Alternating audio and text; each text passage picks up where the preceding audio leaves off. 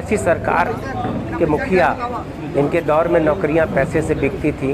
आज उत्तर प्रदेश के हर नौजवान को, हर माता पिता को इस बात का भरोसा है उनका बच्चा पढ़ा लिखा है, डिजर्व करता है और उस काबिल है तो उसकी काबिलियत को सरकार इनाम दे रही है। बड़े सच्चे मन से कोई विभाग ऐसा नहीं जिसमें नौकरियां क्रिएट न की जा रही हो, चाहे वो लोक सेवा आयोग से लेकर चयन की जो प्रक्रिया है चयन बोर्डों के द्वारा की जा रही है। अब माननीय मुख्यमंत्री जी के हाथ से नियुक्ति पत्र का वितरण जिले में, जिले के जनप्रतिनिधियों के द्वारा, जिले के अधिकारियों के द्वारा नियुक्ति पत्र का वितरण, ये घोर ऐसी पारदर्शिता की कल्पना कोई सरकार नहीं कर सकती और वो अपने गिरेबान में झांकेंगे तो निश्चित उनको इस बात के लिए सोचना पड़ेगा।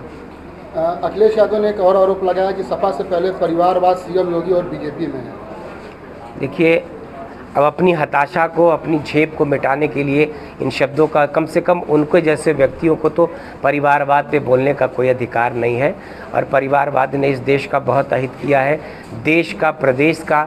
तो मुझको लगता है कि देश की जनता समझ सकती है कि राजनीति ये विरासत नहीं होती है। राजनीति व्यक्तिगत काबिलियत के बूते, राजनीति व्यक्तिगत गुणों के आधारित काम है। जिसके मन में भी समाज की सेवा का भाव होगा, वो गरीब का बेटा हो सकता है, किसान का बेटा हो सकता है, दलित का बेटा हो सकता है, पिछड़े का बेटा हो सकता है, मजदूर का बेटा हो सकता है। भावना होनी चाहिए कि उस समाज की सेवा करना चाहता है तो परिवारवाद अपने आप समाप्त हो जाएगा। दयालु जी, ओम प्रकाश राजभर इन दिनों बीजेपी के साथ है, लोकसभा 2024 पर कितना असर पड़ेगा इसका?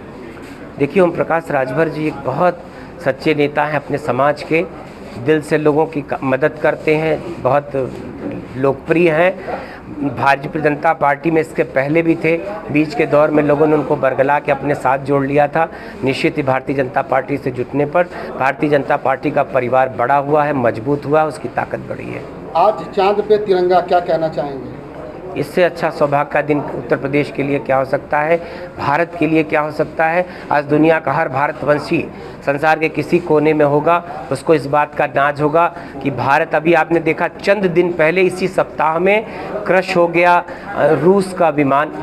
तो मुझको लगता है कि भारत अब मंगल की यात्रा करेगा। भारत उन ग्रहों पर भी कदम रखने का हर संभव प्रयास कर रहा है जो अभी तक अछूते थे। भारत अंतरिक्ष के क्षेत्र में भारत ने बहुत बड़ी प्रगति किया है। हम इसरो को, अपने पूरे देश के वैज्ञानिकों को, टीम को और उस मातृशक्ति को जो वर्तमान इसरो की चीफ है, उनकी पूरी टीम को बधाई देना चाहते हैं।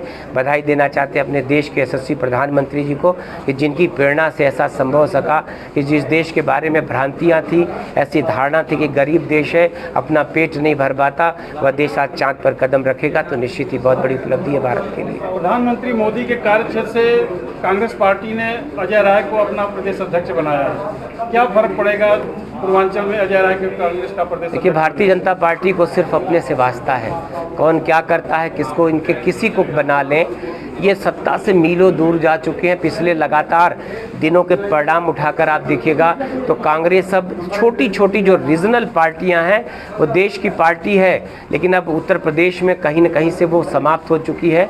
परिणाम आपके सामने है, चाहे वो निकाय चुनाव हो, चाहे वो जिला परिषद के चुनाव हुए हों, चाहे वो विधानसभा के 14 से लेके आज तक के चुनाव के परिणामों पर, रिजल्ट के आधार पर आप देख सकते हैं कि हम उत्तर प्रदेश में कांग्रेस की हैसियत क्या है।